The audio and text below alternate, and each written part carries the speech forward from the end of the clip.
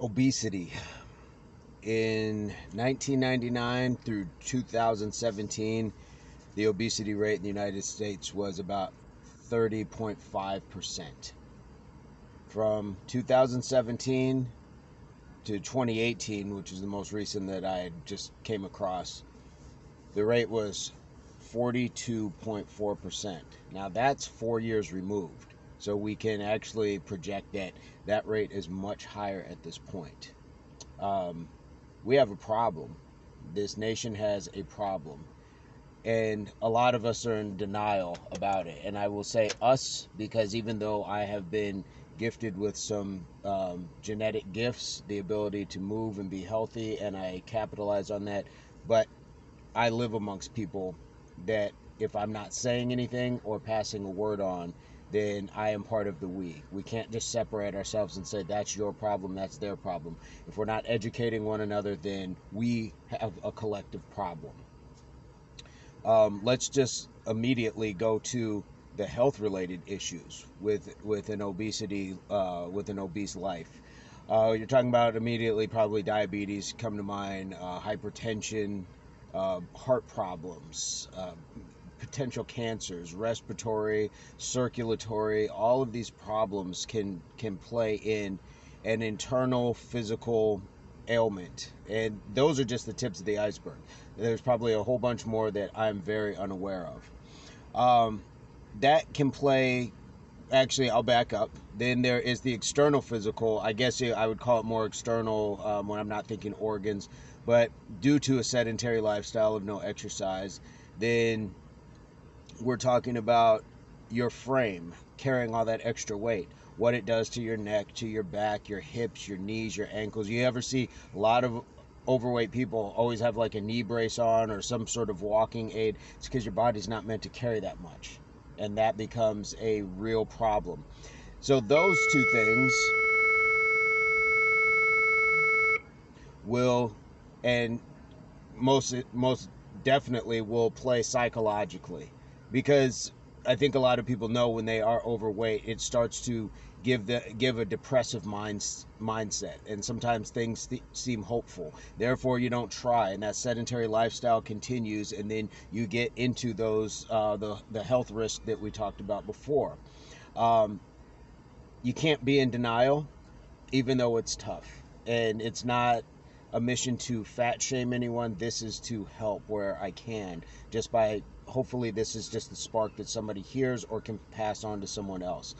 Denial, it'll get into areas like it's not so bad, or with a lot of women, I like my curves. Your circle of friends, girl, you look good, you don't need, you don't need to lose any weight, you look too skinny when you do. Listen to those people, because if they are as heavy as you are, there's a reason that they're saying it, and it's because they don't want to be left behind. They see you on your journey. Continue your journey. Guys, you got to stop with the self-shaming fat guy jokes. It's not funny after a while. Everybody may chuckle or this or that, but people who care really want to see you do better. These things can like get themselves to a point of eating disorders. So we really have to be careful, because again, the psychological will drive so much of the physical as far as sedentary, which is going to lead back into the hypertension, diabetes, and all these other things. Um, Avoid the enablers, like I was just saying, and bad advice. So think about it this way. If you were, brushing your teeth, doing regular dental care, and you had that friend or friends with bad teeth, you wouldn't really listen to them. No, you don't need that. You don't need to, brush, get that plaque. That doesn't make sense. You wouldn't listen to the friends who, have had their third repo or second evictions for financial advice.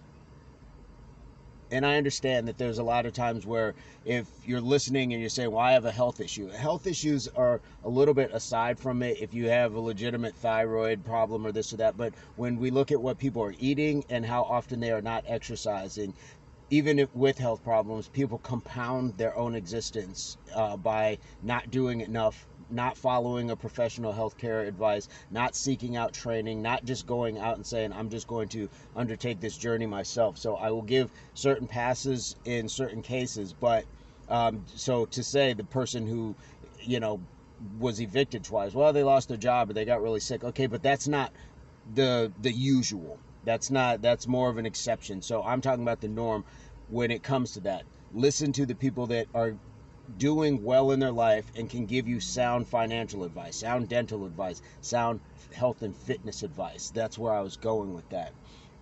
Find like-minded people. Ask questions. We ask questions all the time, and the problem is we only ask questions about things we want to know, because there's information everywhere. Get on your phone, you can Google anything. If you can Google that recipe for Dorito chili cheese pie, whatever 7-layer bean dip, then you can find out what the properties on kale are and how to prepare it. It's just true. Don't be embarrassed. I think I mentioned that before.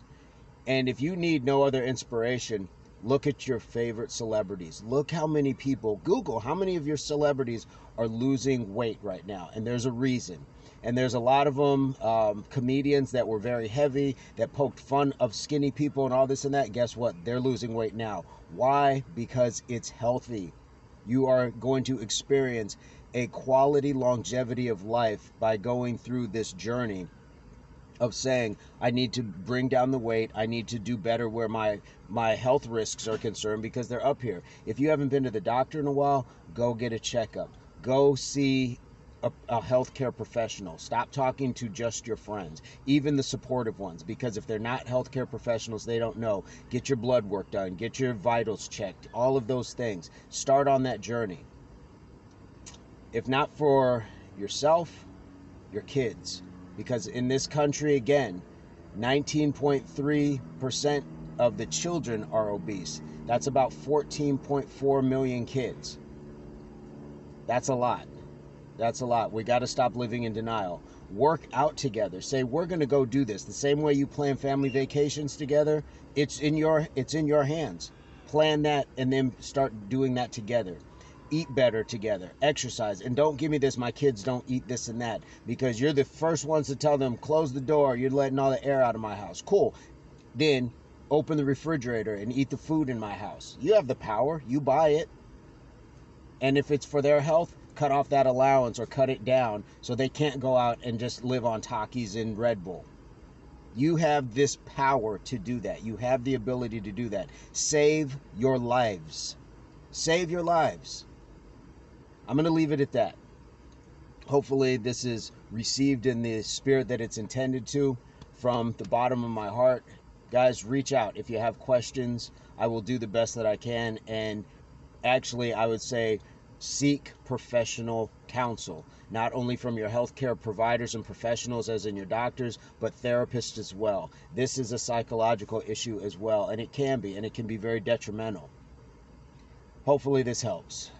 HWPO, hard work pays off. Impact Athletics Association.